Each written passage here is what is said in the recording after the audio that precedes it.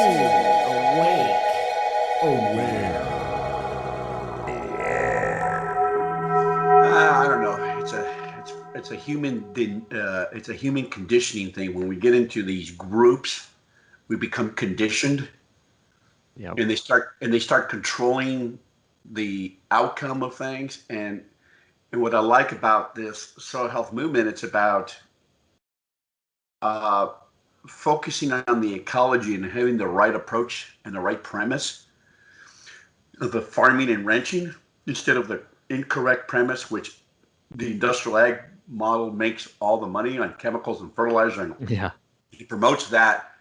But and then unwarily they're destroying the planet, but they don't know. Yep. And it was just like me. I didn't know any better because I was nurtured and fed at the bosom of academia and at the university and taking ag classes and all that, and it didn't work. And if you speak out against that, it doesn't set well. Well, that's an interesting place to start, actually. And Sure, I just fired up my recording already, and I figure we could just jump into it. sure. There's a lot right now in life in general about some interesting things about experts and people with educations and sort of looking to certain mainstream sources. Not that mainstream is always bad, but I'm just interesting to hear about your background because what you're saying there is you have had a formal education and you worked in sort of mainstream things, but now you're saying things that are very antithetical to the mainstream view about agriculture and all of this. So I'd love to hear your background of how you started and what you thought and how that shifted over time and to where you're at now. It's a great question, Jacob. I really appreciate that. Um, Let me just give you a little bit background. So I probably should say my name. My name is Ray Yeah. Archuleta. I was I worked with the agency called Soil Conservation Service. That's what the name was years ago. I was hired in '87. I'll never forget '87, and started my career in New Mexico. I started in the lowest level. I was a lowest level that you could start in. I had just finished my Peace Corps tour. I did a couple of years of Peace Corps as a Livestock Specialist. Had an associate's degree, came back, worked and then I got a job as a conservation technician, which did a lot of engineering, designing irrigation systems. I did that for 7 years. Went to college full time, and I was married, so I was one of those older students. So I went to school for 6 years straight after that. And so if you looked at all my education, it was about 8 years. So I went formally for a degree in uh, soil science, and a minor in environmental waste management. And so then after I graduated, I ended up going to the Boot Hill, Missouri, as an irrigation nutrient specialist. Worked there a couple of years, then moved, got promoted, and then became a water quality specialist and ran a water quality project office. And then I had a hankering go back to the West because I wasn't used to the humidity. And then I worked as a district conservationist in Oregon, but lived in the Idaho side and had a small farm. And it was this journey. And I think that a lot of people don't realize, Jacob, if you look back, I think everybody can say this. Some person, some activity, some beautiful thing happens to you down a journey of life. It can lead you one there. And it was in Idaho or in Oregon, I started asking these questions of our agency because I already had 20 years in. And I had this moment called an epiphany. I had this epiphany, and it was kind of like this aha moment where you start thinking and questioning things. And I started asking, okay, we've been working on this for 20 years, and every time irrigation season came on, this came in and filled the Snake River. And then I could see that the reservoir was being filled with sediment, and I could see that I had a farmer who farmed with me, and we farmed close by each other. He had over 500 acres of prime agriculture and could not bring his son into the operation. His son had to go work outside the operation 500 acres and two families can't make a living. And I was just like, what is wrong with this? And I started asking these questions. And then when you ask those kind of questions among your group, because you got to remember when you're in a group, whether you're in the government or outside the government, you become conditioned. And we listen to the experts. And now that's why I have such a hard time being called an expert. And that's how, and we'll get back to that. Is then I started asking these very probing questions. And keep in mind, I had been conditioned in the university. Whether people realize it or not, you get the same kind of conditioning. They, people complain about churches, they indoctrinate people. Well, that same kind of indoctrination happens in academia. And you have to be very, very careful. And you have to start doing your own critical thinking. But here's what happened. Then I got transferred and promoted and went to North Carolina, put my last 10 years in North Carolina, and then went back 2 more years to Missouri.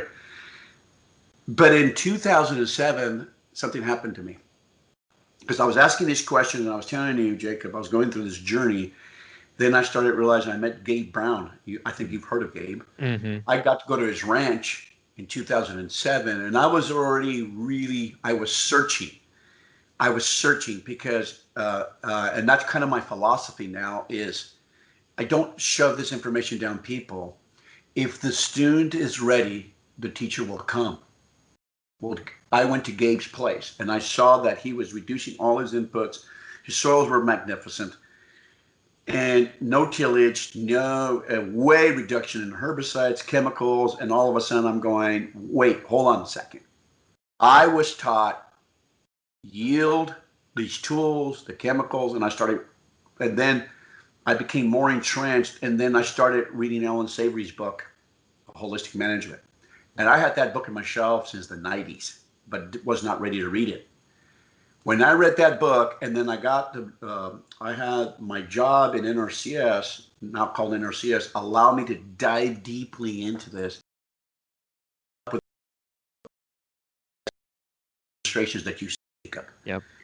And I started going all over the country, showing those demonstrations and then I started having an ecological view. I started doing incredible diving into anything with ecology. Every book that I could get a hold of on ecology. But the framework of what Ellen Savory taught me was looking at wholes, looking at patterns. Then I started diving into ecology and I realized, oh my gosh, we got the wrong science to be the lead. It's not chemistry or physics. When I went to chemistry, physics. Why? Because the biology was so difficult to study, but it was all about control. It was about yield, force it, and how did you force it? With chemical, physical. Rarely was the approach an ecological approach. And so I'll never forget telling my boss, Jacob, the first time I said, hey, we have a low level of understanding about the soil. It's all ecological. And she has a PhD. An expert. And I told her, I said, the level of understanding we have is very low. She looked at me, surely, Ray, it's not that low. And I said, oh, yeah, it is. It not only in me, if I went to college for all these years and I didn't know how that worked, surely, maybe it's just Ray. But I started teaching, I've been in every state, Jacob, 2 or 3 times. I met with people that went to Cornell, all the land-grant colleges, and I started realizing, oh my gosh, there's an incredible gap of soil ecology in the whole. They didn't the range people, excellent cows, they know the grass, but know nothing about soil ecology. Agronomists, same thing. So what is soil ecology? It's the study of these organisms that run the nutrient cycle. And so they didn't understand that. And it was just about prescriptive thought process, reductionism. And I found out, Jacob, we're all indoctrinated in a reductionist science. That's why the medical field and the agriculture field are parallel. Yep. And you know that. And you understand this. And this is why you're involved in creating this podcast, because you want to bring more awareness. So back to this real quick, and then we'll continue here, but I had an epiphany. It changed. I realized agriculture was built on the wrong premise. That's where we're at. And that premise is supposed to be an ecological approach, not a chemical, physical approach. I tell farmers, approach is everything. And I make fun of this, and I tell them in an audience, I said, farmers, how many of you are married? A lot of them raise their hand. I said, if you would have approached your wife to be incorrect, you wouldn't be married. They start laughing. The natural system is the same way. You approach her ecologically first. Then if you need to use the other tools with incredible wisdom, then you use them. But they always the approach. Now you can see, Jacob, where we're at as a country where we depend on experts. You could see with the coronavirus what a disaster that's turned out to be. Mm-hmm. There's no holistic thought process. And one person got real defense with me and they says, well, what do you mean, Ray? I said, look, the approach that we're approaching this is creating more suffering than it's helping. First, we need to understand there's millions of viruses, billions of viruses in all the natural ecosystem. That's how the system functions. We need viruses. They're a chemical messenger that transfers DNA. We need them. There's 10 to the 31 zeros of viruses in the soil. And we're becoming very phobic as a people. I said, look, we hurt. If you lose your foot, you hurt. It bothers you. You lost your foot. But you don't amputate the head or destroy the rest of the body to save the foot. That doesn't make sense. So it's the way we approach things. We have to be very, very careful how we approach things. And now I have a holistic view of things, and I'm always cautious how I listen to experts. The way we learned school is, why was I being taught by professors that never farmed regeneratively? Now, I can understand the chemistries and the biologies. When I get young people calling me, Jacob, and they ask me, I want to go to graduate school, or I want to go, I said, be careful. I said, when you go to school, this is what I would do if I was you. Do not get a degree in agronomy. Do not do it, because they're not set up right. Unless you find an agroecology department, that maybe be different. Take all the physics, take all the stats, take all the chemistry, biochemistry until you cry, until it's painful. Mm-hmm. Then go do an internship on a ranch like Gabe Brown's. Yeah. The last 2 years. Do not do it any other way, because you will walk away indoctrinated in the wrong education premise. So I'm very cautious about experts. I don't like to be called an expert. I'm a generalist practitioner. Mm. That's what you want. I want somebody who knows a little bit about a lot. Yeah. A PhD, if it's not correct, you know a lot about so little. Mm-hmm. You have to be very careful, because what's happened is we got in trouble with that kind of thought process. Yep. So it's the conditioning that we had in the United States. Eastern cultures were more holistic in thought process. Now, am I against formal education? I didn't say that. And people get very defensive. And whether we like it or not, there's this,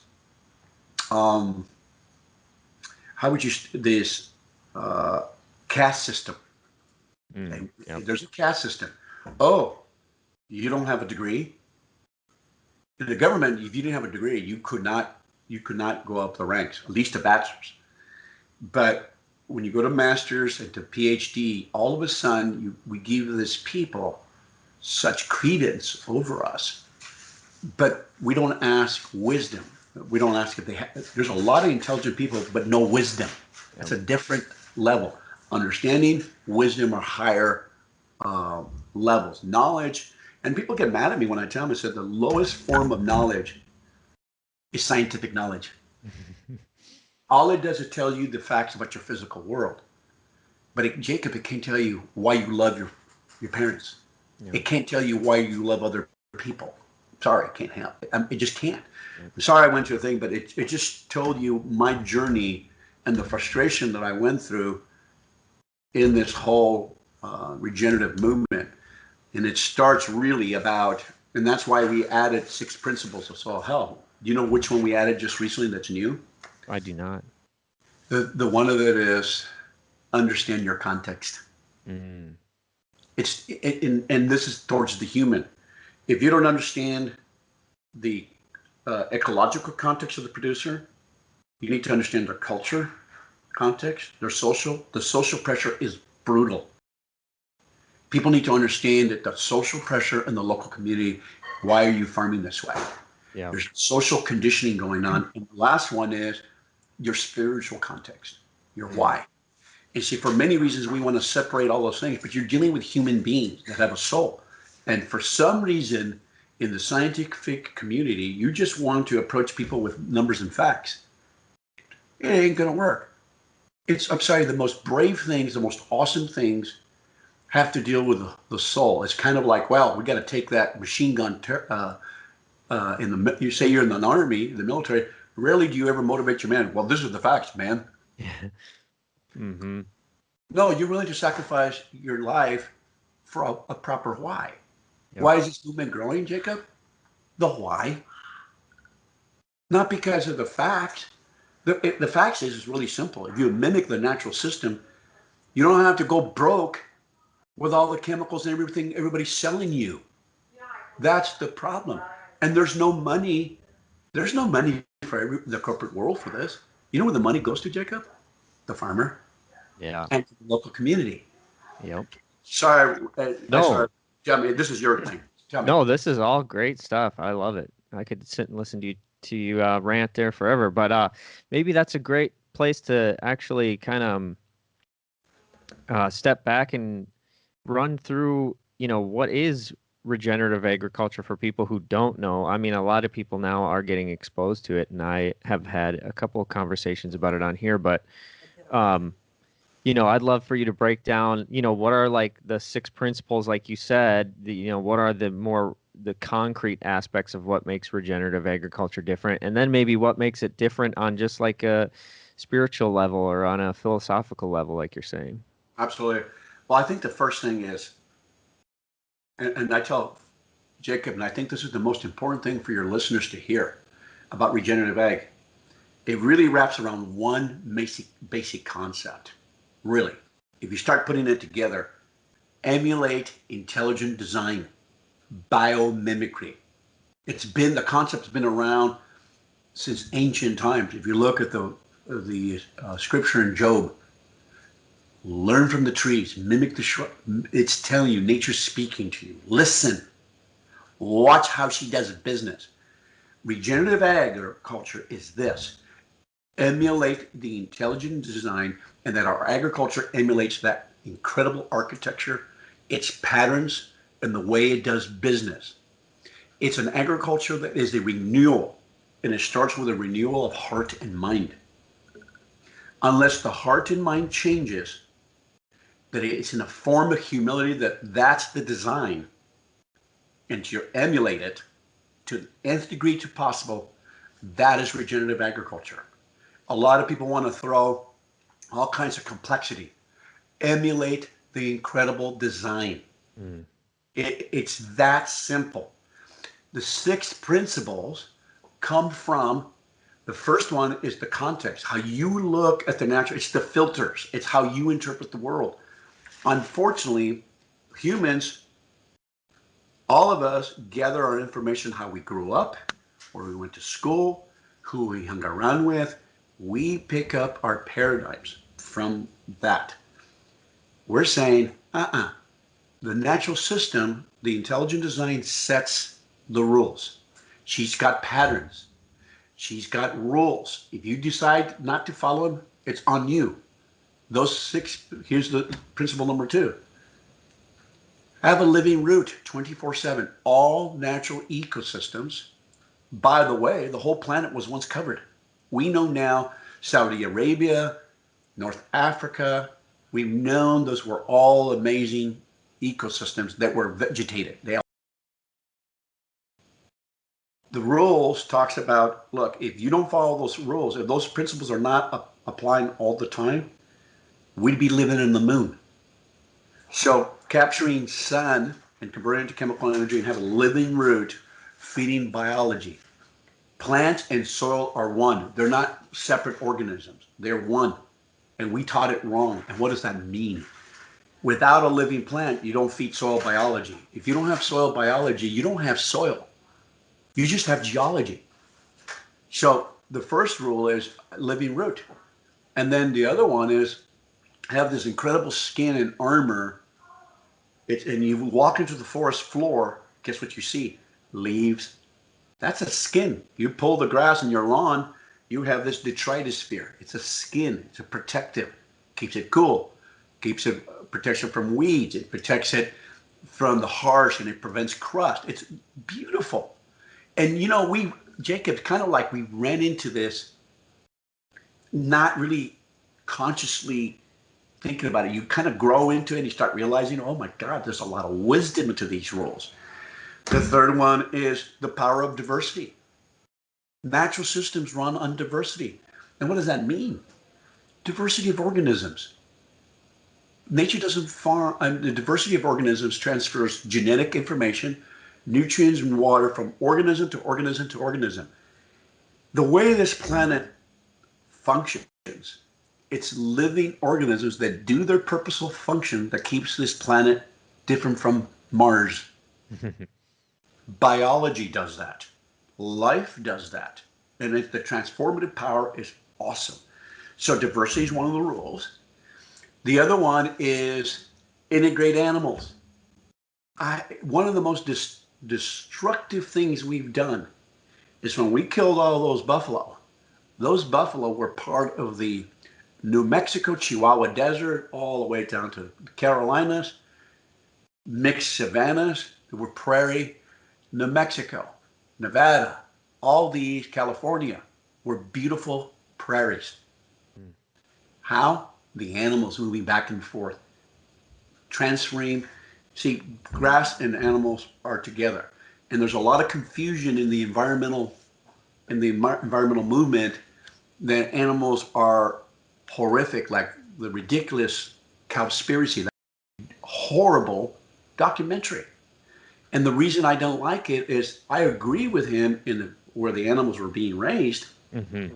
He was right. But when you dispel Ellen Savory and said, and call him insinuate that he's a whack, well, I'm sorry, you don't understand how natural grass systems work. You don't function without animals. And we'll talk about that, how I came back from Chihuahua 2 years ago and how I saw the prairie change. Okay, and then the final principle is you've got to reduce physical, chemical, and biological disturbance. Chronic, you've got to be careful the way you spray. It's the way you till. Some of the most destroyed farms are organic farms. Mm. We tout organic, but Gabe and I don't cut slack to the organic, or we don't cut slack to the no-tillers. The no-tillers, I tell them, you spray too much. You use too much chemicals. Organic people, you till too much. I said, you're tilling too dang much. I said, and you're destroying the integrity of the soil. So really, our agriculture should look more like a permaculture. How do you get industrial ag and shift them into more of a permanent agriculture? That bridge is called agroecology, regenerative agriculture, where you incorporate more ecological principles, because the principles I'm telling you are ecological principles. I didn't make up the rules. I'm not smart enough, Jacob. It just took years and years of observation and said, look, oh my gosh, a fifth grader knows. Soil's covered 24/7. Yep. It's got a skin. It doesn't till. Where's all the inputs coming from? Facilitating life. And that's what we're trying. And animal integration is powerful. And so how do I take a producer where they're at in their operation and be able to infuse these ecological principles? So you can't do that unless you understand the first principle, their context. And we added context in 2016. And I realized we got 5, but they're worthless without the major principle of context. Because if you don't have context and coming from the human, these 5 principles mean nothing. Mhm. These are ecological principles that are always happening in the natural system, but we're the ones that destroy the natural system. So you have to add the sixth principle because we're supposed to be part of it. Quick statement, real quick. Here's the problems with it that always bother me. Economists always leave the ecology out. They do all these beautiful models, but they leave the ecology out. Ecologists leave the human out. And you see how ridiculous both of them are? They're Mhm. both a ditch. We are part of the ecology. And you have to take the ecology into consideration. So when farmers come to our schools, Jacob, you know what draws them in? Economics. But you know what happens later? They fall in love with the ecology. So this is where, so it comes back to your latter part of your question, the why. The why is incredibly important. And this is where, in the regenerative movement, my personal observation of some of the people that transform and become very powerful leaders. What we're really raising, Jacob, is leaders. And what this country is incredibly lacking. Mhm. And it starts when they come to our schools. They come because either they're losing their farm and ranch, they know something's not working, they had an aha moment like I did. It's like the spiritual transformation, and it is spiritual, whether people realize it or not. That's what happened to me. And you start asking these deep probing questions. And so it happens to a lot of people in the regenerative movement. To them, it's not just about money. They believe in stewardship, and they believe that they need to maintain God's creation, and they're part of it. And they start asking these questions. They know that's failing. They could see it. And so, but when they come to our schools and they start seeing, oh my gosh, this is the right direction, they go back home and start applying. Then not only does their farm and ranch change, then they start having hope. I had one older rancher, farmer, came to our school. There was a 71-year-old and a 38-year-old guy sitting, listening to the same message. 71-year-old got it, 38-year-old did not. He went back and sold all his equipment, tillage equipment, went to no-till, started planting covers. 2 years later, his name is John. I wish I remembered John's last name. I asked John, what do you think now? He says, Ray, I love it. Mm. I have hope gaining. So there is a spiritual journey to this, and you cannot separate it. Most regenerative producers, whether you're in the organic realm, there's a lot of people is that really believe that it's really about your why. I mean, it starts with a why. And then you start realizing that, oh, wow, you are part of that natural system. And it's a form of humility. And I've noticed that a lot of the regenerative people are very giving with their information. They share. Very loving people. They care about the land. They care about the people in general. So this movement is being started from things that you can't even explain scientifically. But it is based on really incredible science. It's a science that is of observation. So what we're teaching is observation Mm. skills, the proper why, the most important rule. And I want to mention this, Jacob, because humans have this very, very bad habit of doing this. A lot of humans, especially in the government, when we work, we make goals, the tools or the process. Humans do that. That's what they want to do. The goal is to mimic nature. That's the goal. But here's what happens. Organic people say, well, it's about organic. No, it's not about the process. That is a process of certification that you're not using chemistry. That is not the goal. No-tillers make the no-till drill the goal. It is a tool. It is not the goal. Government. It's about giving money, putting up terraces, putting up diapers throughout the land. I used to do that, and they make the conservation plan the goal. It is a process. It is a documentation. It is a process. It is not the goal. That's why I put a slide up in one of my slides.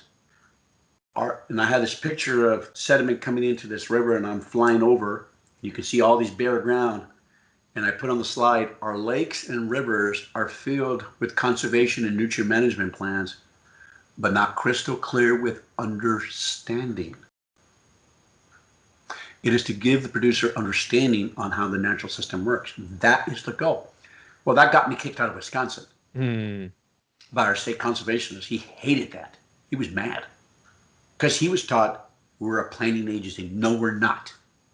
We are supposed to be an agency that facilitates understanding and how to have relationship with the natural system. NRCS never understood the goal. It seems like if people really connect with, having a relationship with nature and observing nature and wanting to take care of, and I mean, even take care of makes it sound like, we're somehow we're not necessarily in a caretaking relationship. Sometimes maybe we need to just step back and get out of the way.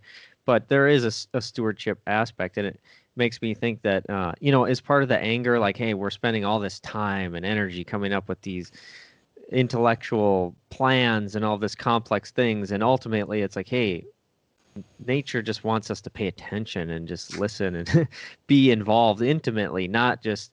It's almost similar to a relationship where it's like, you might try to do all this stuff to make your partner happy, buy them stuff, try to say the right thing, do the right thing. All they really want is your presence. They want you to be there and listen. And to love them. And to love them. Yeah. You got it, Jacob. I love the way you put it. It's that simple. And let me tell you, the environmental groups, because ever since did you ever watch the movie Kiss the Ground yet? I did, yeah. And it was interesting. I've been getting a barrage of phone calls, and we have billionaires and millionaires that want to heal the planet. And thank God. That's great.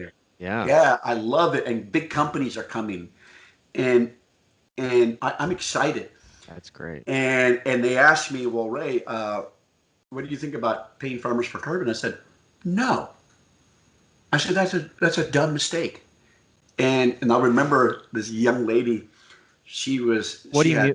Just real quick before you continue, what do you mean by that, paying farmers for carbon? What's the plan behind that? Okay, well, for a long time, the environment said we need to drop carbon down. Yep. And how do we get it out of the atmosphere? First, it's not a poisonous gas. It's a gas we need. If we didn't have it, there'd be death. There'd be no life on this planet. I said, look, but we need more of it in the soil. I said, that is a really stupid idea of paying farmers for carbon, and I'll tell you why. I have a regenerative farmer who lives in Arkansas, and he's doing all the principles. But he lives in an area where it's he gets 50 to 60 inches of rain. It's humid. It doesn't get very cold. He's got very sandy soils. Microbes are eating the carbon all the time. He'll never be able to build carbon like somebody where you live, Jacob, in Minnesota. It gets colder. The microbes slow down. It freezes. You can build more carbon in your soils and it stays sequestered. And so, honey, I'm gonna. Yeah. And so we are. It would be unfair. Yeah. So a guy that can do cover crops and no-till in your area, carbon will start going up very quickly, and you can store it. Somebody in eastern Colorado or where it's dry and in a very sandy soil, you'll hardly ever build carbon. And then also same thing with a guy in Arkansas. But here's another thing, Jacob. It changes daily. Why are we paying farmers for an energy flow that changes? If you have a drought, carbon goes down. If you plant the wrong cover crop, if you plant alfalfa or a monoculture soybean, the carbon goes down within a season. I said, you don't pay people for an energy flow. I said, if you're going to pay for something and that'll be fair across the board, across the nation, pay them to cover the soil. I said, then here's what we're doing. We have a living plant that's cooling the soil surface, which it needs to cool because we have too much bare ground, and then there's not a sensible heat leaving the soil surface. You have insect habitat. You're feeding copious amounts of carbon to feed the microbes. So you have better nutrient cycling. You're building aggregates. Now you have a functional water cycle, which you can't not have a functional water cycle without a living plant. And it's easy to verify. Satellite imagery, snap picture, boom, you took oh yeah, your land's covered. You have a high school kid that says, can we see your little receipt of your, oh, you planted 5 species cover crop. We pay you for 5 species. Done. Across the nation. Simple. Quick to verify. You can't cheat it. Satellite, boom. Let me see your seed. Let me see if it's up. We pay you. Yep. In fact, I would argue every farmer, if they're going to get government cost share, which I think we'll never be able to get rid of the subsidies, because it's too political. Either the Democrat or Republican Party, they don't have the guts to get rid of it. I would say, okay, if you're going to get money from the American people, you have to cover the soil, or we're not going to pay you anything. Do you know what would happen, Jacob? Oh my gosh! You talk about major drawdown. Have you ever flown over Arkansas during the winter? I don't Looks think like so. the moon. California looks like the moon. Mm-hmm. You fly over this country and you start observing, it's bare. Why isn't there vegetation? We're capturing sun in most of 900 million acres. There are hundreds of millions of acres that just stay bare from the fall all the way through the winter. That's why we'll never solve a lot of our water quality issues, because we don't have living plants, and then farmers are over fertilizing all the time. So we have a lot of major problems, but let's start with one basic thing. Let's get the farmers just to cover the ground. Yeah. If we can do that and make that the goal for the next 10 or 12 years, we can do some major, major changes. Yeah, I think once people get, just learn that information about, I mean, it's pretty basic once you think about it, but it never had occurred to me of just this idea of, well, if you look around in nature, the ground is never bare. There's always Yep. something, unless there's some sort of, acute thing that happens, a crazy storm, or, the ground gets ripped by something, an impact of something. It's bare for a second, but something right away starts growing.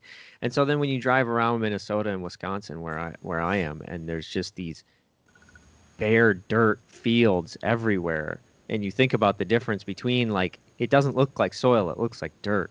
It's just dry and bare and lifeless. And you start to look at all these cornfields, just monocropped, dead looking fields, and it really starts to make you sad. I mean, for me personally anyways. And I just think of how easy would it be to just plant some cover crops in there. And I never thought about this stuff at all. So it's not like I don't think you have to be interested necessarily in farming to get into this kind of stuff. Right.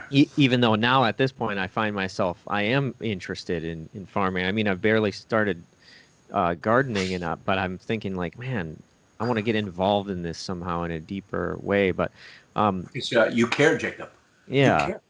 yeah. One thing I wanted to touch on for sure with you was, I had heard you on the Regenerative Agriculture podcast talk a little bit about, some of the foundational energy behind this is recognizing that nature is more collaborative than competitive.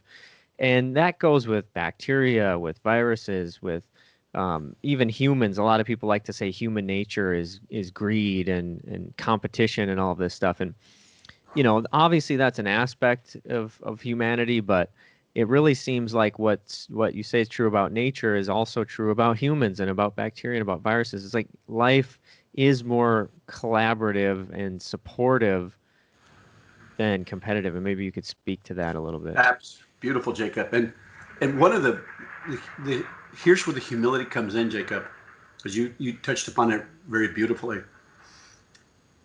And I think what helped me is my theological. See, my two favorite subjects is theology and ecology. The theology tells me, okay, I have human nature, but I can still make the right decisions. I could just choose to be collaborative or self-centered.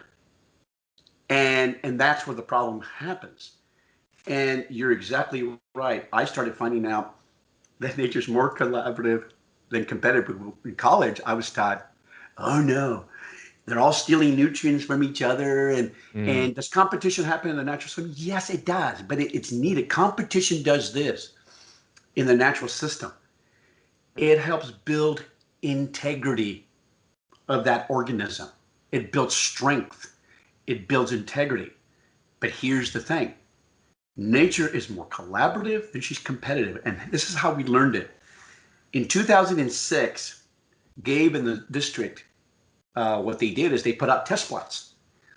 And what they did is in one test plot, they put one species of plant. The other one, they put another species. So several of the plots had just one species. The last couple of plots, they threw 5 or 6 or 7 species all into that last plot. Then guess what, Jacob? They had a very severe drought. Water was the limitation. They only had 1.8 inches of rain in that year of 2006. Brutal. 1.8 inches. So if you look at the monoculture one, it looked dry, desiccated. Same thing with the other plots. Every plot that had just one plant, they were dead, dry. It looked horrible, looked like the moon. Where they had the 6 or 7 or 12 species, it was green. They had 2 to 3 times the biomass. How in the world did it do that? Same amount of rain. They were treated the same. I was taught, what are plants going to steal? Water and nutrients. That day, I got one of my books that go on weed science. I said, wrong. What a disaster. That is absolutely wrong. Here's what we found out. In Dr. Burt, there was a Brown University, Dr. Burtness, I think, did this beautiful paper, and he did a meta-analysis. Nature is collaborative, and especially under very stressful conditions, it shares resources. It collaborates. When I tell farmers, I said, do you remember what happened in Houston when that big hurricane came in and it decimated a good portion of Houston? And you could see brown race, black race, white race, collaboration happening, Jacob, just like you said. It wasn't about your color of your skin that day or that week or that month. It was about helping your fellow human beings survive. Beautiful collaboration. And yet, because of our human nature, we focus on competition and we always try to bring up race. But at the end of the day, we try to make things that are not important and value you by your skin, but really it should be valued about, do you care? Do you love? Yeah. And things that are important. And so, to your point, Jacob, very beautifully said, it's about collaboration. We're just as collaborative as the natural system. Here's the difference. It's all the function of our mindset. And that's why I love what you said about, look, we have young people like yourself, Jacob, coming into this regenerative ag. You don't have to farm. All you got to do is care. I don't, some people come to our schools. They just come because they want to know. They want to learn. They want to be an ambassador to healing the planet. I said, more power to you. We're going to help you during that whole process so that you can learn how to communicate to farmers, but you do it in a way of love. You got to understand the dilemma that farmers are in. Jacob, their dilemma is brutal. I tell them, you're the poorest millionaires I know. Yeah. There's a lot of suicides in farming, isn't there? Yes. They're worth millions, but the cash flow's not there. The money goes to everybody. So they become indentured tenant farmers. And nobody likes to hear that, but that's the brutality. What we're trying to teach them is the more you farm this way, you start to have relationship and freedom. Freedom from everybody that wants to sell you something. freedom from the government. Freedom. Oh my gosh, but it comes at a price, Jacob. You know what that price is? It's kind of like there's this lady that escaped North Korea. Her name is Naomi something. I can't remember. And she says, freedom is not for free. Mm. You have to work really hard. You have to think really hard. You have to study hard. You have to manage. That's regenerative agriculture. You have to be you have to be an ecologist. You have to be a salesman. You have to be a marketer. You have to be a machinist. You have to be a welder. You have to be a vet. Mm. You have to be an agronomist. All converged in one human. Do you know how incredible the humans, the skill set you have to mimic nature? That's why we have very few that do it right. Sometimes I wonder, Jacob, if I have the skill set for it. And I ranch. I got 155 acres, and I'm telling you, I've had a lot of failure. Yeah. And so I think people need to understand, well, it's easy to, some of our politicians say, well, all you got to do is plant the seed. Well, how stupid of a comment is that? Mm. I said, you don't understand farming. And I said, or you never farmed it to do it the right way. Anybody can go throw a seed, yes. But can you dance elegantly with the natural system? That's a total different story. Yeah. Very different.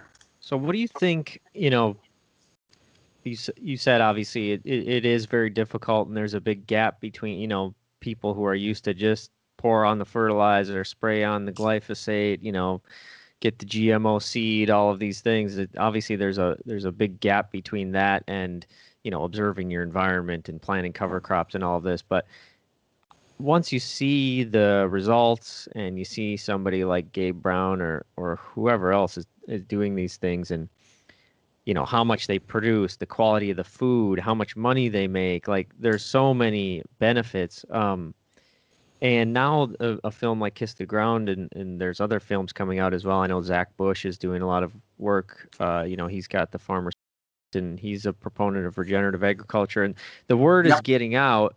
But what are some of the big, what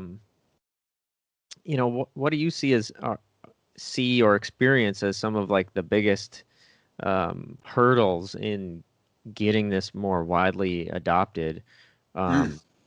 Is it, is some of it the companies that just still need to sell all these products or? Yes, we've become as a country ancestrally corrupt in Washington, D.C. When I was working in the agency, I realized I got to a level high enough that I got to go to D.C. and one of the chiefs of NRCS, Chief White, he was getting it. He was beginning to understand.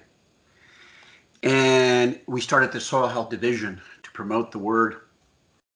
But I never forgot, after a couple of years after he left, that there was one chief, particularly Jason Weller, was attacked by the kind of, and the word attack, I mean, he was verbally challenged, and he said, well, Ray said you can farm without chemical fertilizer. This was the Fertilizer Federation. They were not happy. Mm. But these lobbyists that we have is corrupted our whole Washington, D.C. They dictate. We don't have the ability or the leadership to stand up against, like, see, NRCS should be for number one thing is for the resource. And they serve the people, not the chemical companies. Yeah. But I started realizing very quickly that there's ancestral corruption. It's about money up there, and it's about they have platitudes. They talk about it, but at the end of the day, if one chemical company or some group, they talk to the senator, and the senator talks to the head of the agency, and everything implodes. Mm. And so then I started realizing I'm glad it took 7 years to get the Kiss the Ground movie out, because I was still working for the agency, and I want to tell you, I would have probably got in trouble over that. Because I didn't ask permission. Wow. But I didn't also realize these guys were following me with a camera and what the implications was going to be. And to be honest, Jacob, I thought the documentary was done because it took so long. And they squeaked in and getting into Netflix, and I got to give John Tickle and Rebecca so much credit because Josh is a person of integrity. Because at first they were going to make an organic film, and Gabe and I told him we're not interested. I said if this is about regenerative agriculture, that's different from organic. Yeah. Not all organic is regenerative. And as he started going down this journey and started learning and how important, I mean, Josh and Rebecca really grew, and they had a lot of pressure because at the end of the day, I also found out that documentaries, he who provides the money controls the message. Mm-hmm. It's all about money. And it comes to that dark side of our human nature is the greed. Yeah. And so, but I got to give Josh credit because he stuck to his guns. So when the film came out, NRCS, it's flattery that NRCS was doing a good thing, but they had to come up with an official thing that we were so hard on the glyphosate and the chemicals and the GMO and we were hard on the tillage. Not one place did we say, don't use the tools. I said, don't use it stupidly. Mm. It's called chronic stress. We keep bombarding it. The natural system can handle occasional stresses. But a majority of those tools you don't even need, and you're spending money on them. So the response was mixed about the movie from the agency and from the government. In fact, EPA guy told me they couldn't officially say it was a good film. Wow. EPA. And he had to text me that quietly but see, here's the thing I'm telling you, Jacob. The EPA, and same thing with the medical field. It's all about money. There is no money in health. There's money in sickness. Yep. That's where we're at. Yep. Yeah, there's no money in beautiful farm that basically takes care of itself because you've got all these diverse species, collaborating. There's money in chemicals and money in tillers and it just goes to show you how these things can happen. I mean, you lived it. It doesn't all have to be some big nefarious conspiracy theory, although conspiracies do take place. That's obvious. But a lot of it is just, people get into positions and they want to keep their jobs and they want to make their people who pay them happy. And, it's all money drives so much of it. But something I heard, what was I going to say? Oh, yeah, something I thought was interesting about your talk is you mentioned, and by talk I'm referring to, you give sort of a presentation called, what is it? Healing the Land, One Heart and One Mind at a Time. Yeah, and you've been doing your homework, haven't you? Yeah, I mean, not even for the podcast. I just really enjoy listening to you, to be honest with you. Yeah, and you mentioned something I thought was really interesting. Is there was it was a government division, I believe. There's some environmental thing, and it was its name, and I'm gonna blank, but you're gonna know what I'm talking about. It was called something about the erosion, something or other. And you're like, the thing itself is named after the disease symptom. or the symptom, yeah.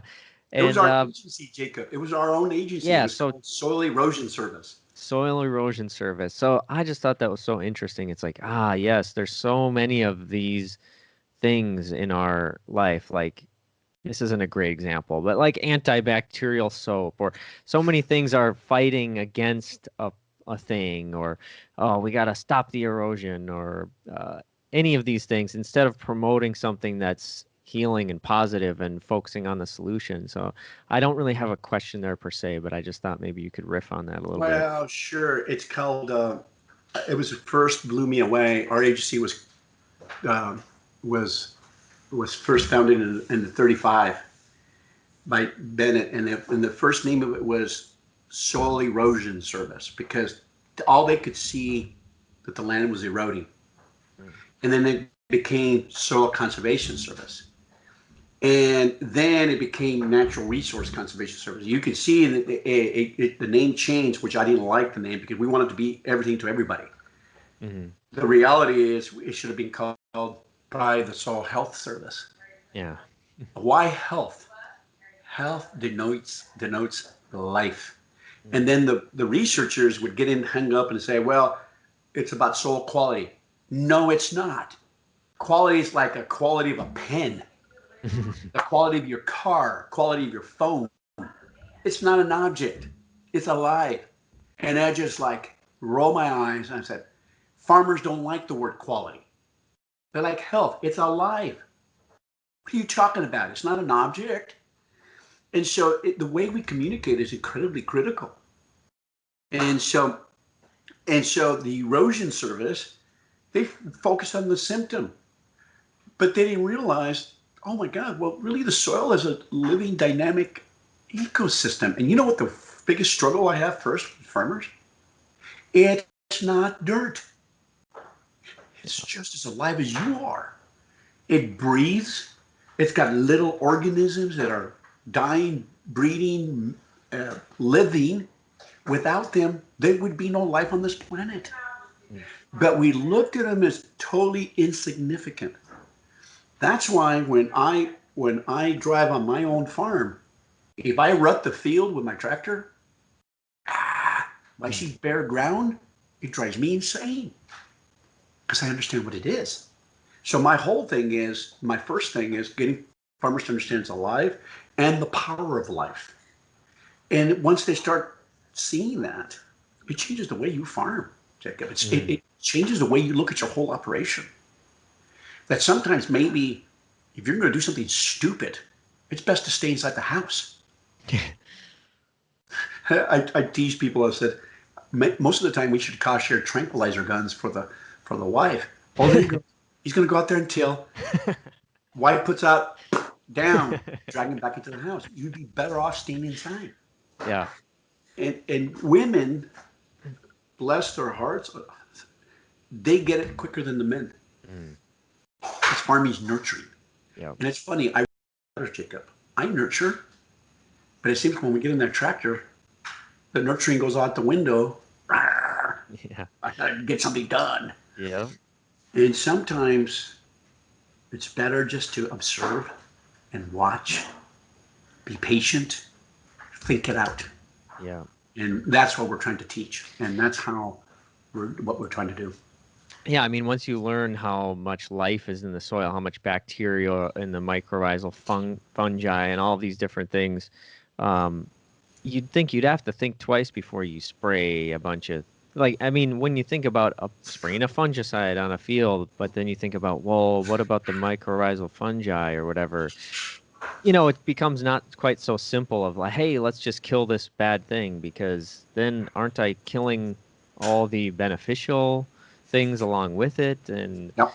yeah, so it gets to be a lot more complex. But one thing I thought would be really interesting to ask you about, and I'm curious as to how much you have to say on this, and maybe you won't have much at all, but here in Minnesota, in a lot of our woods, we have what's called buckthorn, if you've ever heard of it. Mm-hmm. It's sort of it's a non-native, sort of like a shrub kind of thing, and it's very spiky. I think birds love the fruit, so they love to eat them, and then they spread it all over. Yeah. And so it's considered an invasive species, and it's very hated, and people will pull it out and spray it with stuff and nasty chemicals. And I'm just curious about what your thoughts are on the quote unquote invasive species term and what that sort of signifies in an environment, as far as it seems to me like it's a sign of some sort of imbalance. Because the fact that it can sort of take over and really run rampant, maybe there's some animal that should be in the environment that could eat this and sort of balance it out. Maybe it's a lack of old growth forests that would choke it out.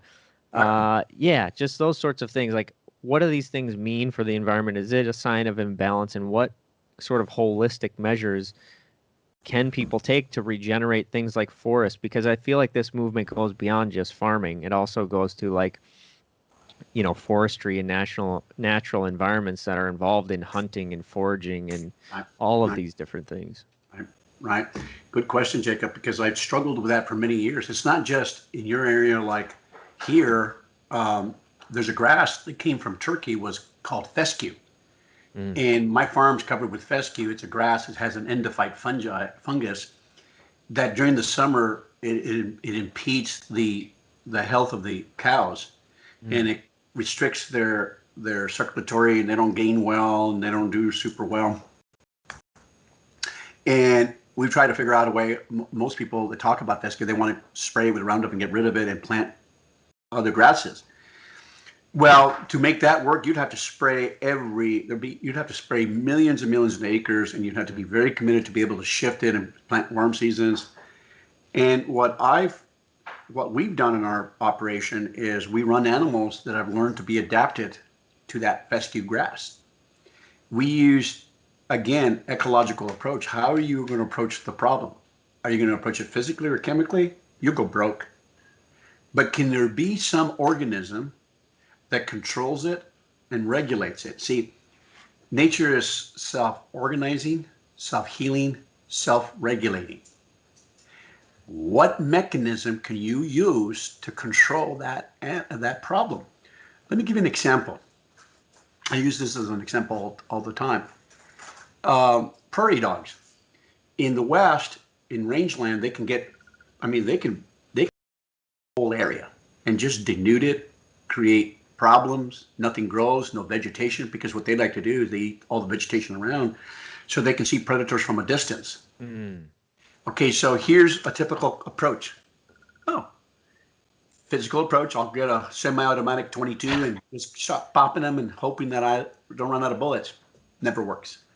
You can do all the bullets you want. You can bring all your buddies. You're not going to get them all. It's not happening. Or you can come and poison everything out. Still didn't work. But what if you're a thoughtful individual and say, what if I approach it ecologically? I get the hay bales that I feed my cows, spread the hay bales right on top of the mounds. Cows grazing, trample, urinate, defecate on it. Plants come back out. Oh, and by the way, also I put predator posts, or the eagles and all that can see, or the hawks and that, and put that around. And guess what happens? The problem gets solved. It was an ecological approach.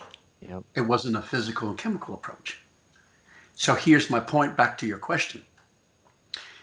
Yes, those things become invasive. We know earthworms in some of the earthworms were not really in some of our forested wood sites, but they're moving in, and some of the foresters and people are concerned because earthworms can eat huge amounts and change the pH of the soil. Sure. And when you change the pH soil, you change the whole ecosystem flora. There's a reason why the pHs are low in forest ecosystems, because the plants and the microbes work together in synchrony to keep it that way. But once you bring in an organism that's not part of that, so other people say, well, how do you keep that organism from coming into the forest? Well, I want them in my agroecosystem. Well, feed them in the agroecosystem so they don't go. It's all about food. It's like if I want to keep my sheep in, I don't starve them to death on the pasture, because I don't care how good your hot fence is, they're going to figure out a way to get it because they're starving. Yeah. Well, the natural system, same way. If I want earthworms in my garden system. I want a bunch of them. But if you're not feeding it, you don't have covers, you don't give it carbon, and it's starving to death, and you're killing like a crazy, of course they're going to move to another habitat. Yeah.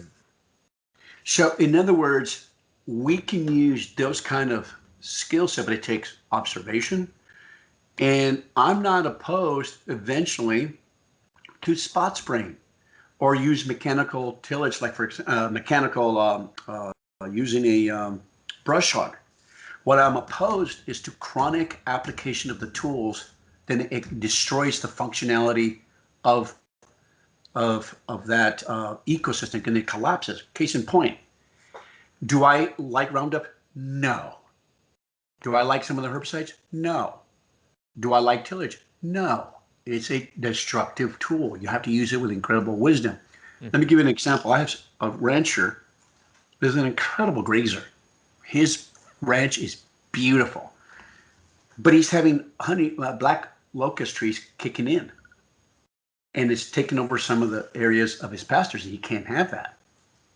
But the moment if you cut it, it brings another 100 babies to the system. So he takes his herbicide, drills a hole, and just puts just a little bit, just to keep it in check. But if he keeps moving the cows and uses the grazing system to change the soil biology to make it more bacterial, because when you start having trees and shrubs, it's very fungal. Oh, okay. And so that's why you're starting to get more trees, it's secondary succession. But if he used just a little bit of herbicide, just a little bit, and very cautiously controlled the tree, but he only uses it very, very sparingly, and it's extremely expensive. But the problem is the way we think, Jacob, we want to make the tool evil. The problem is not the tool, it's us. Yep. We're being foolish. And so it's easy to start saying, well, these tools are killing us. Well, yeah, our stupid use of our tools are killing us. But nature uses natural herbicides too. It's called allelopathy, natural molecules that suppress other plants. But we can use better tools. And so I'm saying, don't throw the tools out. Learn to be wise and observant and use the tools appropriately. And so then we can control. Because if you think you're going to control it we failed. You're not going to do millions of miles, millions of acres and just spray Roundup on it. That's a stupid approach. Yeah.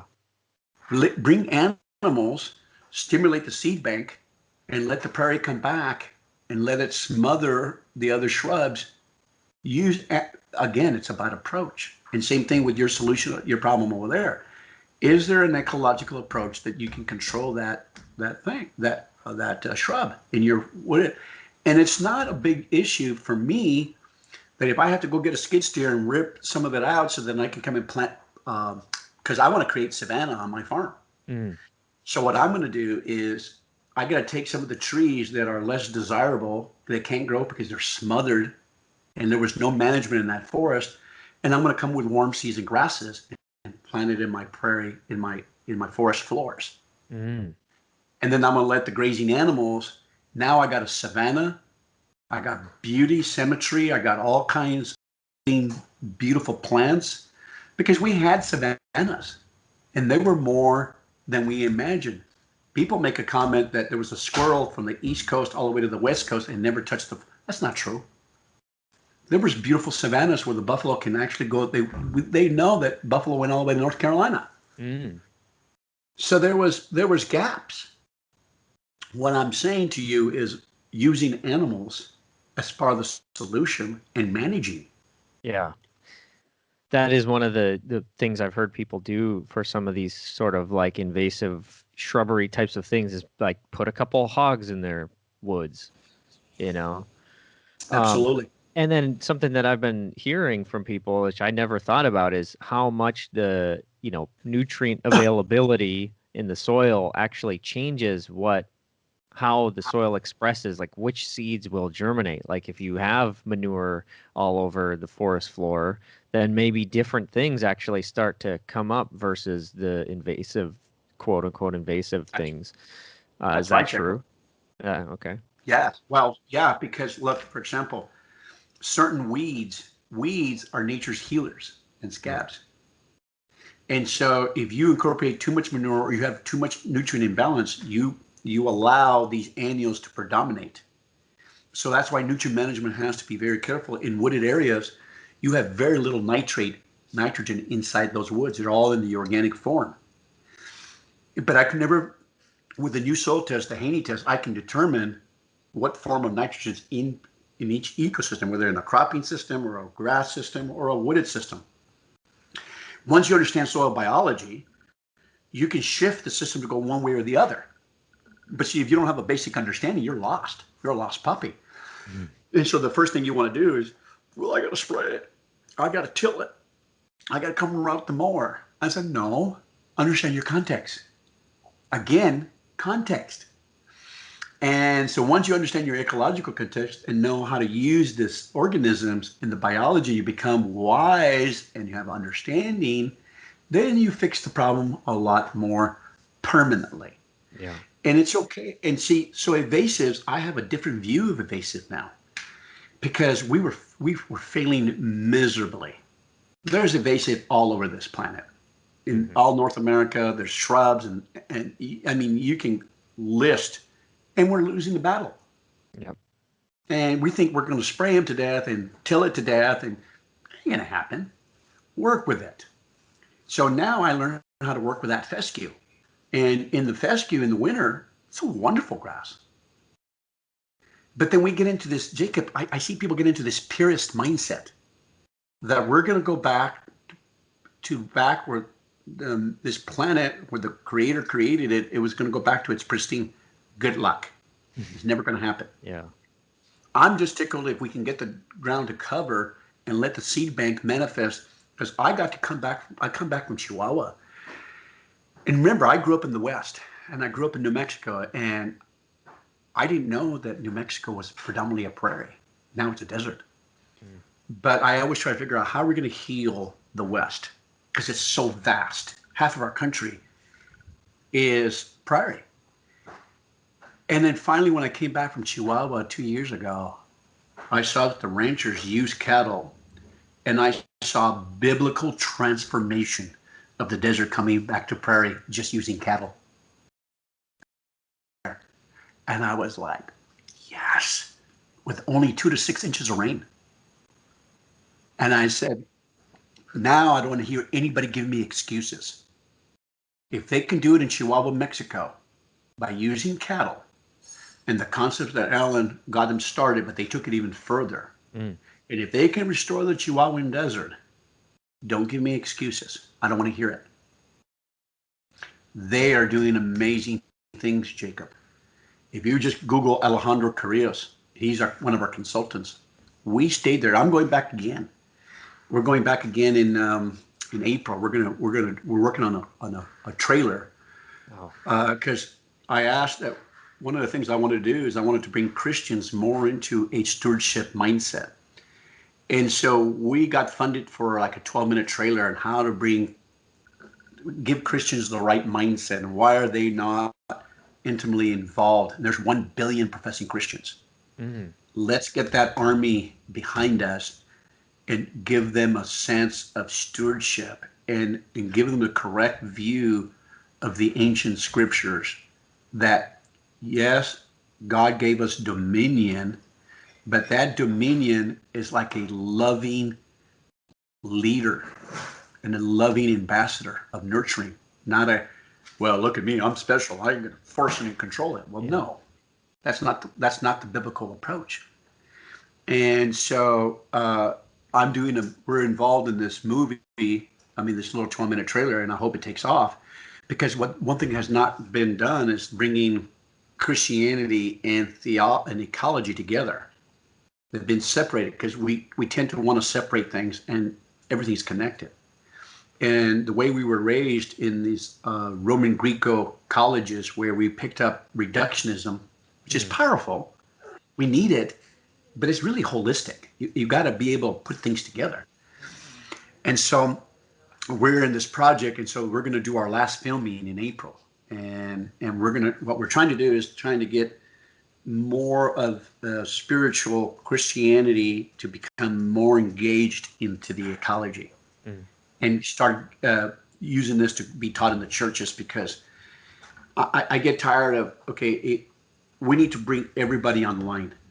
If we're going to heal the planet, every group, from Muslims to Islamic, but the reason I approach the Christian church, because that's my belief system. I said, why don't I approach that first?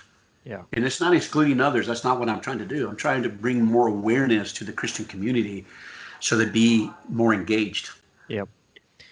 Yeah, bringing the cattle, that's a fascinating story. I heard you mention that in your talk, and I want to look into that. I'm excited to see a trailer about that, because I just love to see more about that. Real quick, Jacob, did you watch that? You know where you can see that? No. Sacred Cow. Okay. Alejandro is in there.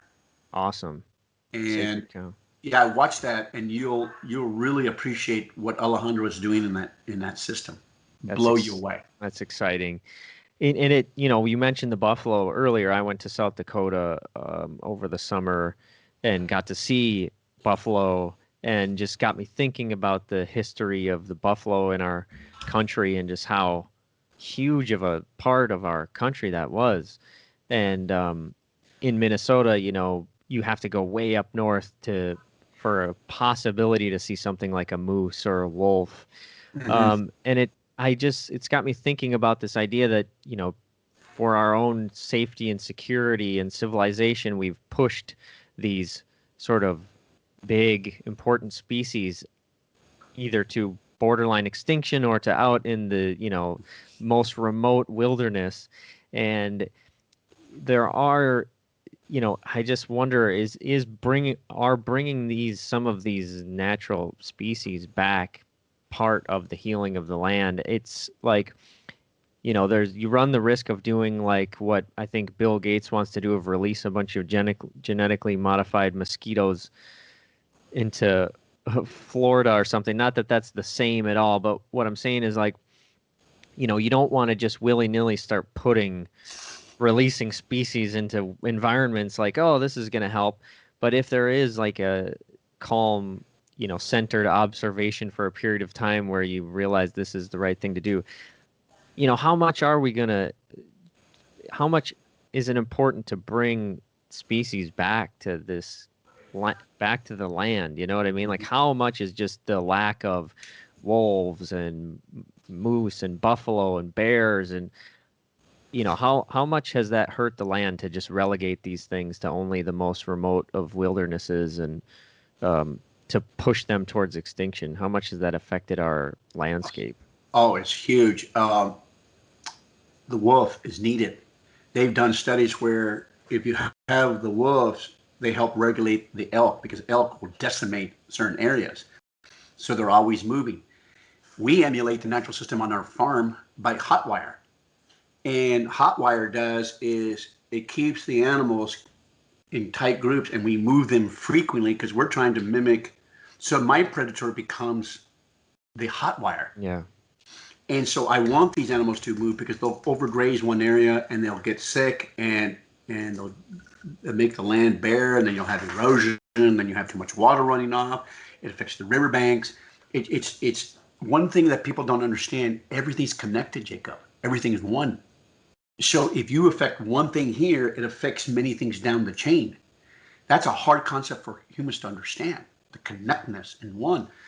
Again, that's why I teach everything is one. Theology teaches everything is one. Ecology teaches everything is one. Quantum physics, everything is one. If you don't understand oneness, you're going out there making stupid decisions because you don't know how it's going to impact various organisms. So coming back to that point is I'm very careful. That's why I'm not a real huge fan of genetic modified GMOs. I tell people GMO means God move over. It's a stupid attempt, and it's hubris, and it's arrogant. Let the natural system fix itself. I've seen where we start modifying things and we bring it into the system, it creates more problems. We're not that wise. Yeah. And people get mad. People get mad when we tell I them hear that. an argument about that where it's like, well, tomatoes or whatever are genetically modified because we crossbred the blah blah blah, or like corn came from a grass originally. And there's a difference between selective breeding and hybridizing through, breeding genetics versus like actually getting into the genetics and changing the DNA and the RNA. Like, Exactly, Jacob. very different things, right? You beautiful. You did a beautiful job explaining it. I don't even have to. You're exactly right, Jacob. There's a difference between when you're going to bring a gene from a fish and bring it into a plant. Totally different versus you're trying to select hybrid. You're trying to get a plant to manifest its most highest potential in what you talk about, plant breeding. Totally different. And so I think people confuse that. And I'll never forget, a lady got upset with me. She goes, well, Ray, because tried to set me up in front of a large group. She goes, well, what do you think of GMO? Oh, that's a loaded question. Because remember, there's a lot of farmers still using GMO, and they're paying huge copious amounts of money. So if I would have said, and there was a soybean lady there, the association, the corn, and I go, oh boy, I'm there. If I said one thing or the other, so I finally said it this way. I said, ma'am, why would I get my farmers to pay for that when they're doing non-GMO and get better yields? Why would they pay the extra money? She walks up to me later and she goes, Ray, you just discredit yourself. And by making that statement, I said, ma'am, you're acting like I care. I said, at the end of the day, why are farmers paying for something they don't need? Now, when the soil is very unhealthy, that's why when I work with farmers and ranchers, Jacob, I work with them gradually and slowly to get them away from all those tools. You don't get somebody out of that right away. I always use this analogy. My father-in-law was a chronic smoker and a functional alcoholic. He died at 61. He quit everything right away, killed him. Mm. You got to be careful how we help farmers and ranchers wean themselves off these tools. Well, they'll go financially broke. Yep. You've got to understand their context and move them slowly. You don't go on there foolishly and take everything out. They'll collapse. Yeah. And people don't understand that. And we do this all the time, working with them and gradually. And so it's easy to become, and here's what humans do. Oh, you spray, you till. Then we start putting people in these camps. No. Look in the mirror. We're the problem. And so that's why I don't say, I'm not in the camp that says, do we get rid of all Roundup? Roundup by itself, if we farm, it will disappear on its own. Understand that these chemical companies filled a void at that time. It was poor farming practices that created these companies. Mm. Okay? And so it's easy to just say, well, Monsanto's an evil, the evil empire. No, we created that. Yep. We created that. It'll leave it on its own. So, but I use that tool, like I tell you back to that rancher, we use this particular herbicide. If it wasn't for that particular herbicide, he would be overrun by the trees, even though he's doing a phenomenal job in his operation. So I'm not about tools. I'm about you understanding to use the tools wisely. Yeah. And you use them very little. Yeah, and in these companies, we created them and we sustain them by just part of it is not wanting to have a relationship with nature and our food. That's what I've realized a lot of. I get into all the learning about the darkness of our culture and our civilization, Right. things like Monsanto and all of this stuff. I've heard it all. And one of the things I've realized more than anything, any of these companies and people and governments that we consider oppressive or whatever, they wouldn't have power over us if we had our own agency and independence and sovereignty. If we had homesteads, then it doesn't matter if someone wants to try to sell us GMOs or, poisoned food or whatever, because we're not reliant on them for our own well-being. And it's sort of like us being willing to give up our sovereignty for comfort and sort of looking up to some other authority and suckling on the teat of some powerful company. That's what has done us in. Oh, exactly, Jacob. Have you ever heard of the Darvis family in Pasadena? I don't think so.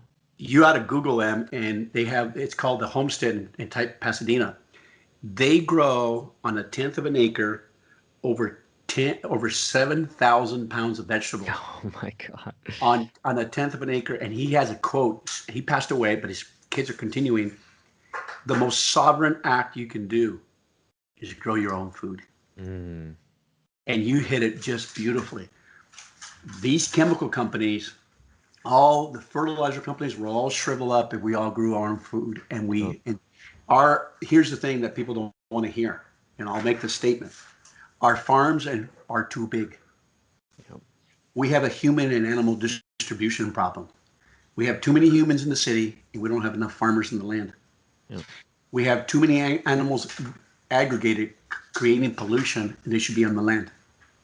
Yep. And so it's a cultural, social problem. Yep. And it's going to take years and years to move it in the direction that we're bringing hope into, Jacob. And you know who's starting this? General Mills. These big companies are saying, "Let thy food be thy medicine."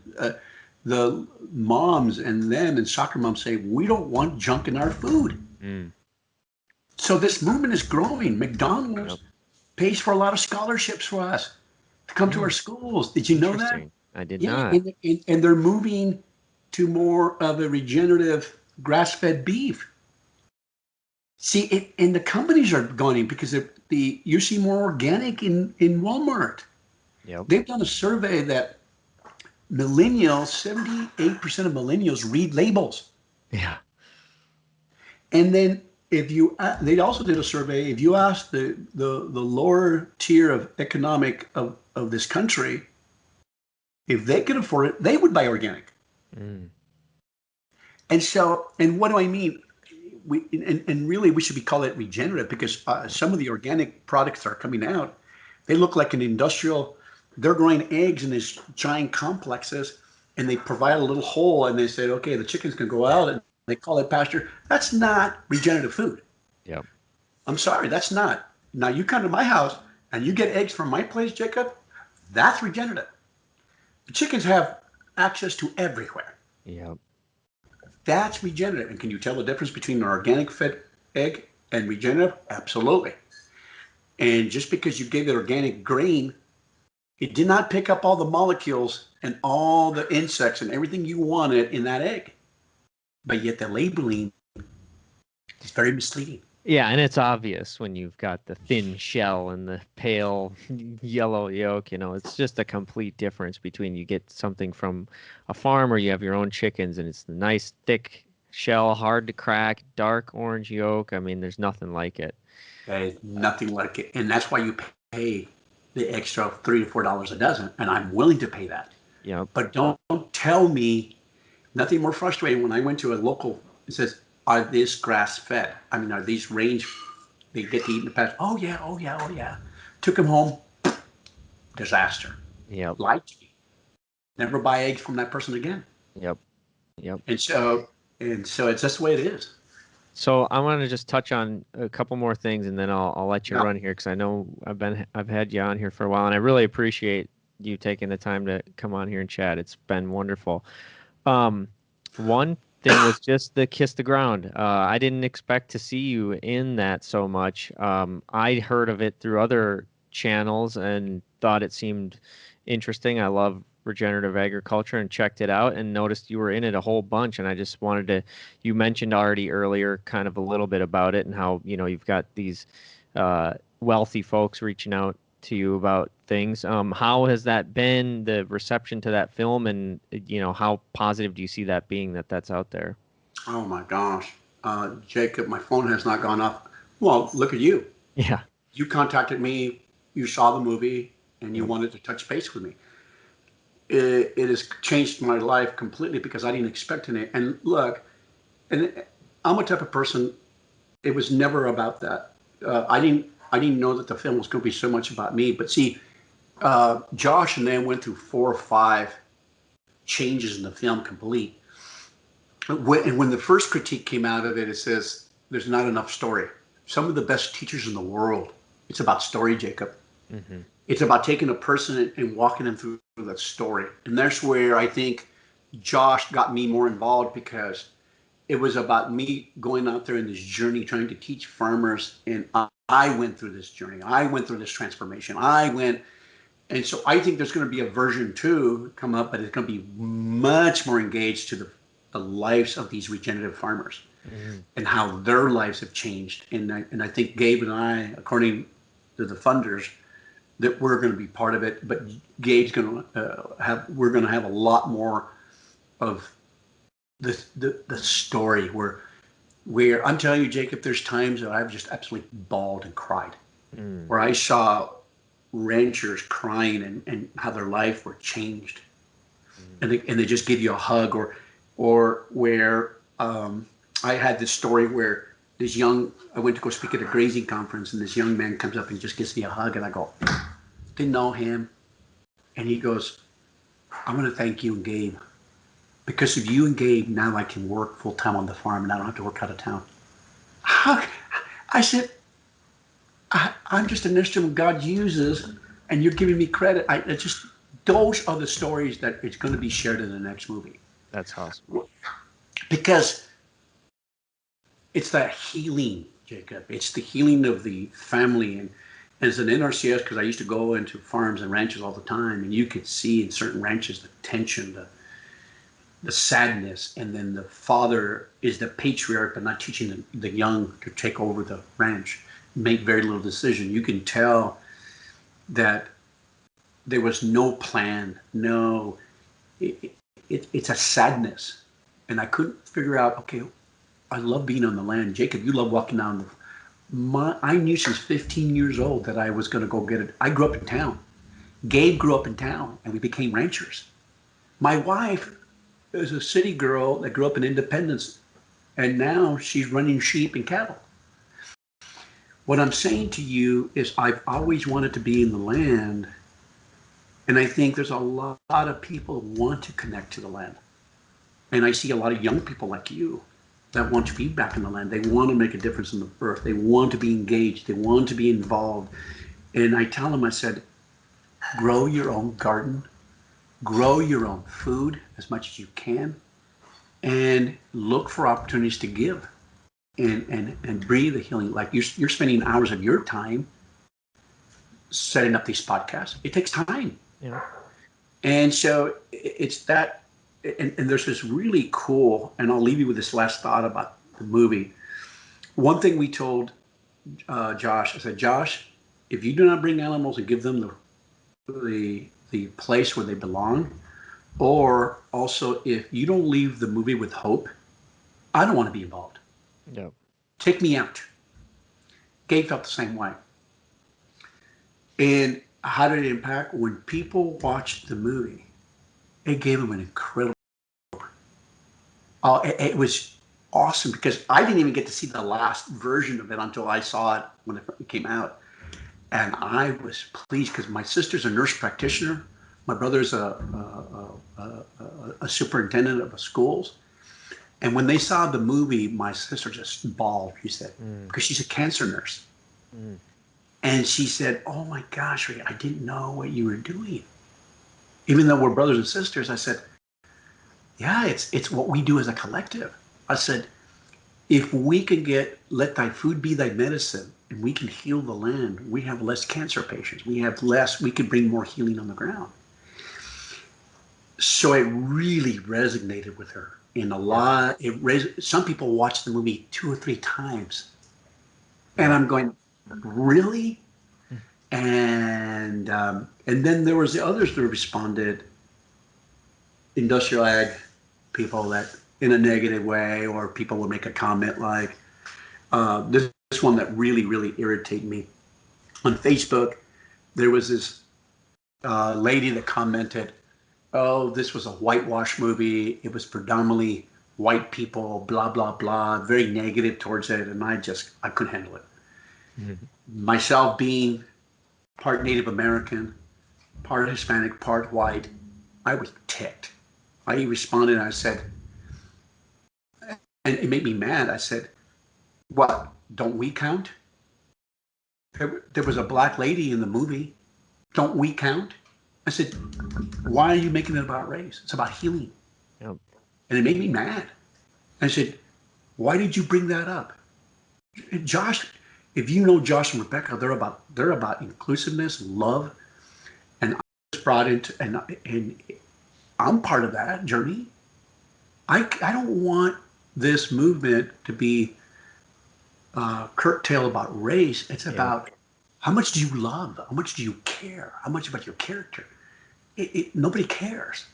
So when I work with farmers all over the place, They cared about, did I care about them? Yeah. That's what this is about.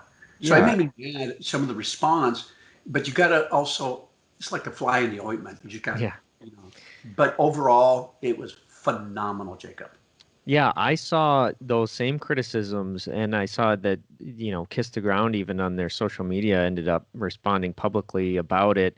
And, it upset me as well in terms of like, it just distracts from the solution. You know what I mean? Like, why are we trying to tear each other apart? I mean, the fact is, a lot of the farmers in this country are white people, and why does it matter? I'm sure there's all sorts of heritages farming in the country, and all we're trying to do, if we have more healthy, regenerative food and land in this country, it's going to help everybody, hopefully, and You, that's the goal.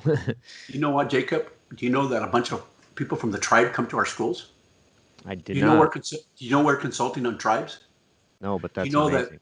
a bunch of, we have the black community, the Hispanic community, we have several Native Americans that have come to our schools. We help the Amish.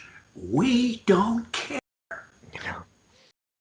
We're here about healing. We care about them. I want to help the tribes.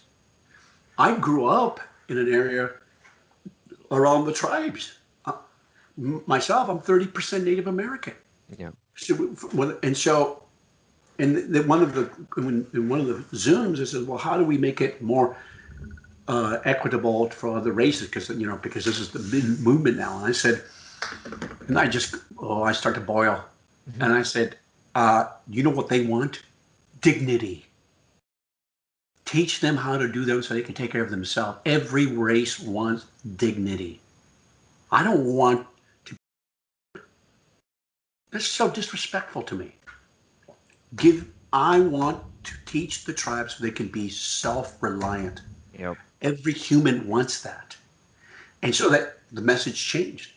I can say that because I'm a mixture. So what are they going to say? Yeah. And so I've seen tribes where the tribes were slowly decimated by giving things. One thing in the Peace Corps, Jay, you know what I learned in the Peace Corps? Never ever give anything for absolute free. Mm. Even among the poor and the rich have something in common. They both have human nature and they want something for nothing. So I would charge a penny just to replace the vaccine. Not in my service, just a vaccine. Guess what happens? They have skin in the game. When we do our soil health academies, we do not give full ride scholarship. We'll get offset your scholarship, but you got to pay. We know when you pay for the school, you have 90% adoption. If you give it for free and you do all the handouts, you do all the teaching, you do everything, it's less than 20% that actually continue doing it. Yeah. Skin in the game. You gotta have, and every race has human nature. I don't care who you are. You want something for nothing. Yep. And so one thing we learned as our part of Soil Health Academy, you gotta have skin. And in fact, when we consult, I prefer that if I'm going to consult on a piece of land, you come to the school. You better be, you have part of it. I've noticed that when some wealthy landowners come and they don't go to the school, you wasted your money. You're not listening to what we're telling you. There's no skin in the game.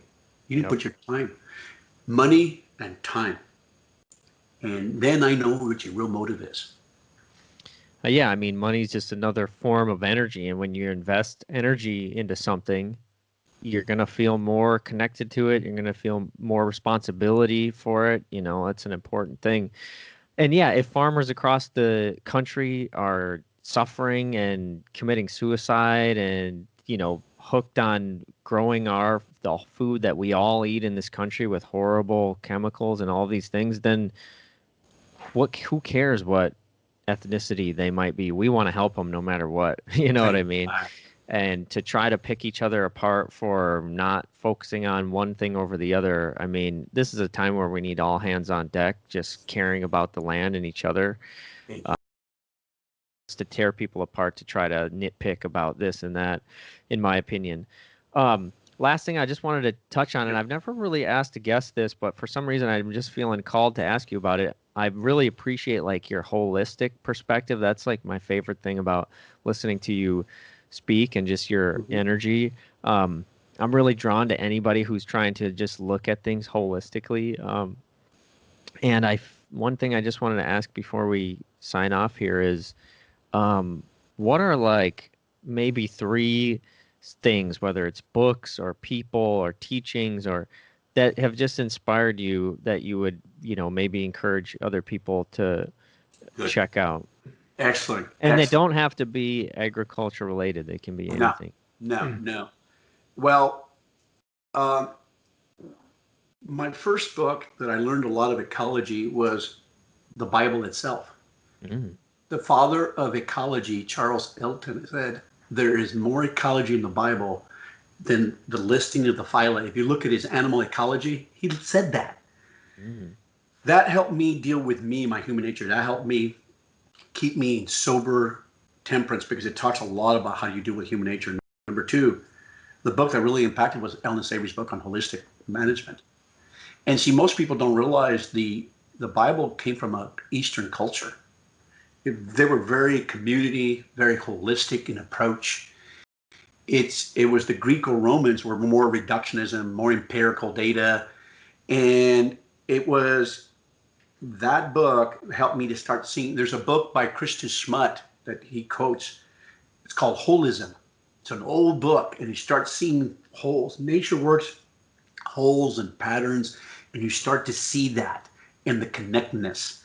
So those were my two the books, and then any book that I was able to tap into that really had a huge impact. There was a book called by Piper called Farming in Nature's Image. Farming in Nature's Image was really a really good book, but I'm kind of a geeky guy, Jacob. I read a lot of books on agroecology and soil ecology. So anything with ecology in it, I was on it, man. Like I was all over it. And there was a guy that was another book and it's free. This one's free. It's called Soil Organisms and Higher Plants by Eskanov. The Russians were so far ahead of us. That book was translated from Russian into English. Excellent book on soil microbes. So for me, the Bible was to keep me in check in humility and to look at things correctly. And then holism came from Alan in his books. And then I was able to look at ecology in an appropriate manner. And what inspired me for the sixth principle was really actually the Bible and regenerative. I've been using the word regenerative for a long time because the Bible talks about regenerating, making you a new person. And it's a renewal, a daily renewal. So really the Bible helped me come up with the sixth principle because then it made me realize humans are the problem. And in the way they look at things and how they interpret the world. And that's why I was inspired to do that 12-minute trailer, because the way the churches are teaching stewardship is not correct. So I wanted to approach that, and people don't realize we are impacted in the way we believe and the way we see this. And then there's one more book I would definitely recommend that was incredibly fantastic. It's called Factfulness by Hans Rosling in 2016, and he wrote a book, Factfulness: Why we are 10 reasons why we're wrong about the world. And Hans Rosling was a doctor, and he was such a transformative person that I think it was 2012 or 2016, he won the 100th most influential person in the world. If you watch his trailers on TED Talks, highest rating, brilliant man. And what he did is his whole journey of his son and his daughter-in-law was to dispel ignorance. And why he would do these tests and why monkeys score higher about knowing the world than humans do It's because we tend to interpret the world from where we grew up, and we freeze ourselves that we're still interpreting the world from 1961. But he's got 10 instinctual things what humans do and why they get things wrong about the world. They interpret it from their own filters. So the book Factfulness was a very, very powerful book that I definitely recommend, because when you hear data and when you hear information from the news, be careful how you look at it. And Dr. Rosling's book does a good job of dispelling that we tend to put up these filters and we tend to interpret the world from our own point of view, and the majority of the time it's just wrong. Yeah. So Factfulness is a really good book. Hans Rosling, and you'll find it on Amazon. But I definitely watch his TED Talks. Magnificent, and those were very influential. There's a lot of books that have influenced me, but very, very good books. Awesome. So where should people go if they want to just contact you or check out more about your school or the work or any of this sort of Excellent. stuff? I would go onto Soil Health Academy. We created it. Gabe and myself and Dr. Ellen Williams and Shane New and David Brandt are the founders of Soil Health Academy. We started Soil Health Academy because we did not like what was coming out of the school system. We did not like, we first we wanted to approach, all of us had of a Christian view, but we also have an ecological view. And we wanted to fuse more of an ecological system into the industrial ag. And guess what all of us do? All of us ranch, all of us farm, but all of us have, in general, the same belief system. And we believe in bringing ecology. So Soil Health Academy is that school, that conduit where we bring ranchers and farmers and they learn and we build community. The people that come to our schools, they become friends, they become part of this amazing community that we spread regenerative agriculture to the rest of the world. And who better to learn those who are applying it on the land? So we have ranchers and farmers from all over the world. We've had people from Australia. We had people from Denmark come to our schools. We have people from every walk of life, every ethnicity. The women, children come to our school. It's phenomenal, Jacob. And that's why I kind of really like the organic movement, is because I really appreciate about the organic people. Every race, the gender, and everybody was involved in organic. Yep. And that's the thing I love about it. It's not, like you said, Jacob, it has nothing to do with skin. It has everything to do with the why. So Yep. Soil Health Academy is the place to go. It's So on our even website. so even though I drive around Minnesota or Wisconsin and see all these bare dirt cornfields, the shift is happening, believe it or not. Yes, there has been a 77% increase in cover crops throughout the country. Awesome. It's happening. And so I'll leave you with this last statement, Jacob. When I saw a lot of times I don't watch environmental movies because they're depressing. Yeah. And and I tell them, I said, because the world's going to come, we have 60 years left of soil, and I hear all that, and I'm saying, I just roll my eyes and I said, man, that is such a godless narrative. I can't stand it. And what do I mean by that? Jacob, the creator is using people like you and myself and using us to make that change. And it's happening. Here's what I'm saying is there's a great Christian song. I can't remember but it goes like this. It goes like, do something. That's the name of the song. If you could see and you can watch the lyrics, and the person's talking about, oh, there's all this dying, there's all this war, there's all this disaster, blah, blah, blah, shaking, and he shakes, and the lyrics says, God, do something. And the lyrics come back and it says, I did. I made you. Mm. Look, unless we see suffering, unless you cannot appreciate the light without the darkness, you cannot appreciate peace without war. In the physical realm, you have to have the dipole negative. You cannot appreciate good without evil. Yeah. They have to coexist. Why? And how in the world would you ever learn character? And people want to, they want to separate that. But here's the thing.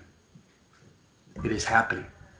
We are going to bring healing. It is happening, Jacob, and it's going to grow, and we're going to spend the rest of our lives until I get eaten by the microbes. We're not going to stop spreading this message. And I want to thank you for being part of that. It is not a godless narrative. The thing is happening. And sometimes we hear so much negative, and it's easy to turn the TV on, and that's all you hear. But there's a lot of awesomeness going on too.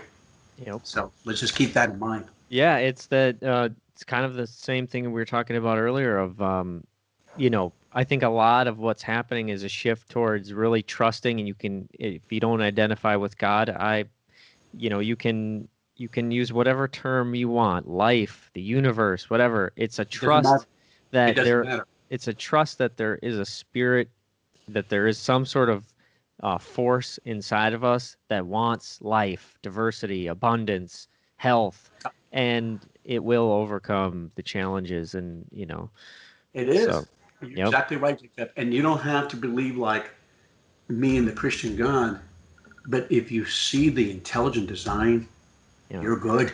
Yeah. And so I appreciate that. That's the whole thing. Yep. And you see it, and that's what this is about. Exactly. Thank you, Jacob.